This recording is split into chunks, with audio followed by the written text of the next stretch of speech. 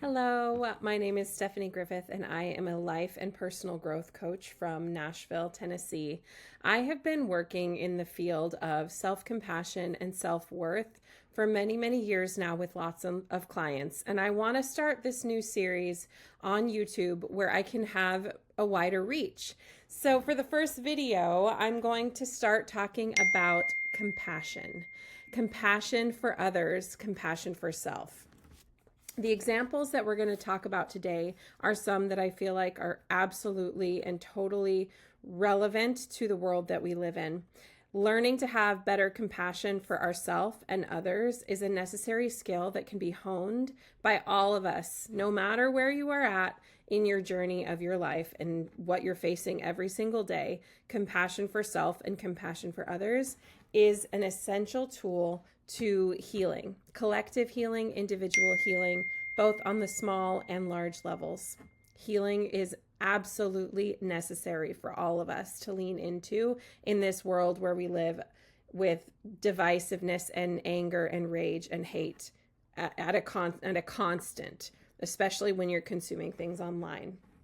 I'm going to pull from a couple of examples from this book, The Choice by Dr. Edith Eva Eger. She is a Holocaust survivor and was a child in Auschwitz. She watched both of her parents be taken into the gas chambers and murdered by the Nazis at Auschwitz when she was a little girl. And she ended up moving to the United States later and became a clinical psychologist. So she understands the way our minds work, and she's experienced some of the worst possible trauma that you can imagine as a human being on this earth. I wanted to share two different things that she talks about in her story, and we can put that into context for you and where you're at in your healing journey, and also in your journey of learning how to be more compassionate.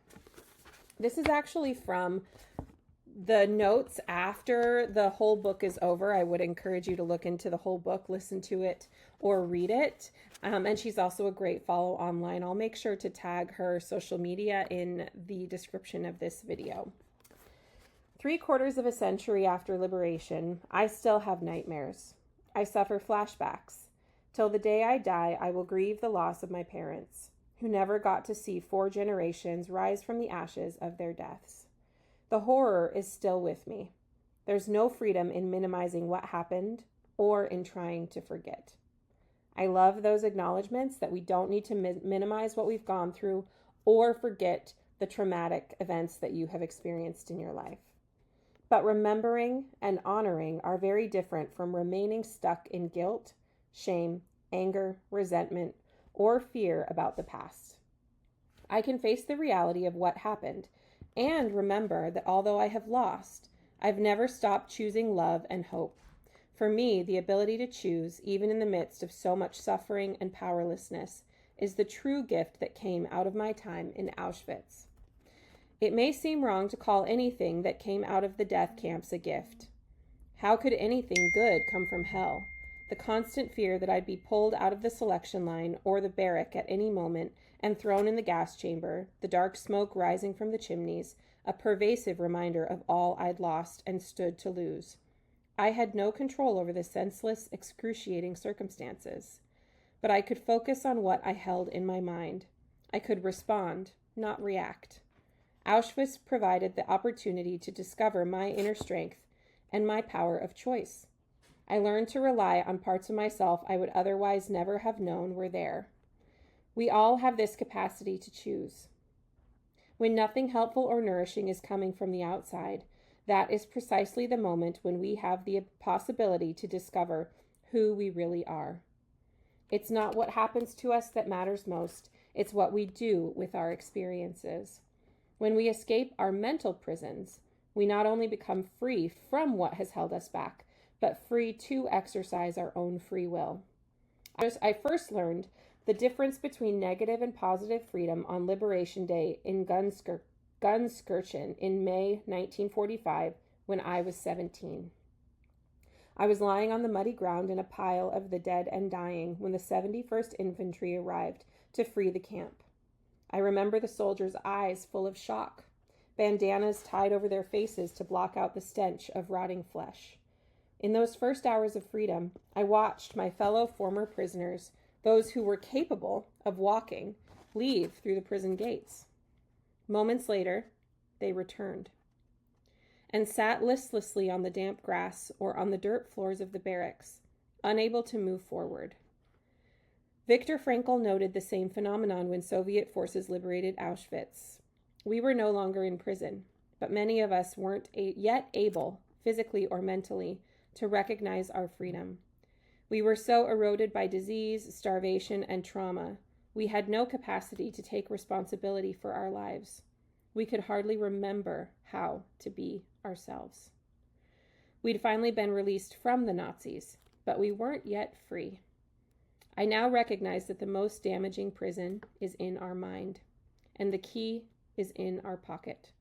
No matter how great our suffering or how strong the bars, it's possible to break free from whatever's holding us back. It is not easy, but it is so worth it. That is so unbelievably powerful to think about what she went through, what all of those people were going through. And that is true. I've heard that as well from Viktor Frankl and read other stories that she's talking about when the camps were liberated. Anybody who was able to walk free, most of them couldn't because they had been so held such prisoner that they had forgotten how to be a human being outside of the confines of the prison. And the most powerful prison that we can be in is the prison of our minds, the limited beliefs that we have about ourselves. We have a choice, and she talks about that choice. We have a choice to liberate ourselves from those patterns, those thoughts that keep us in a mental prison, or we have a choice not to investigate, not to try, not to want to grow, not to be compassionate with ourselves and others, not to learn and grow from our experiences. Another piece that I wanted to share briefly is when she tells a story of when a young man came into her practice as a practicing psychologist, and he was ordered by the court to come in and speak to her because of her job, but he was a white supremacist. He was a teenage boy who had been radicalized to believe that he was superior because he was white and that he hated Jews, he hated Black people, he hated anyone who was not white, and believed that it was his job to help to get rid of these people and to create this superior race that is all just white people. And he immediately started talking about very anti-Semitic ideas when he came in and didn't know her, that she was Jewish, didn't know her history, didn't know that what she had experienced in the camps and watching her parents die. And of course, her immediate reaction was to get angry and defensive and to want to tell him what she had experienced and her story. But then she paused and she started to think about who he was and where he came from and what his experience had been. She does share that most of the young men who end up going into these radical groups, these kind of white supremacist, anti-Semitic, anti-Black, just racist groups, they usually are they've either lost one or both parents to death or neglect. A lot of them come out of the foster care system. And I would add on an addendum to that. Now, in this modern day, a lot of them are getting radicalized through social media access and online. But one thing that she says is something that I want to share with you today. She heard a voice within. "Find the bigot in you," the voice said. "Find the bigot in you." I tried to silence that voice. I listed my many objections to the very notion that I could be a bigot. I came to America penniless. I used the bathroom in solid with Black people and African American factory workers. I marched with Dr. Martin Luther King to end segregation. But the voice insisted, "Find the bigot in you. Find the part in you that is judging, assigning labels, diminishing another's humanity, making others less than who they are." Through that question, she was able to at least listen to this man, this young boy. She was able to hear what was underneath all of the hate, the neglect he had experienced. He didn't have parents that loved him. He didn't have good examples, and she was able to connect with him on a human level. This is an extreme example, but I think this can be an example for us of what we can do today. As we lean into compassion for others, we need to think about where they're coming from, listening to the deeper meaning beneath all of the frustration, the hate, the reactionary emotions.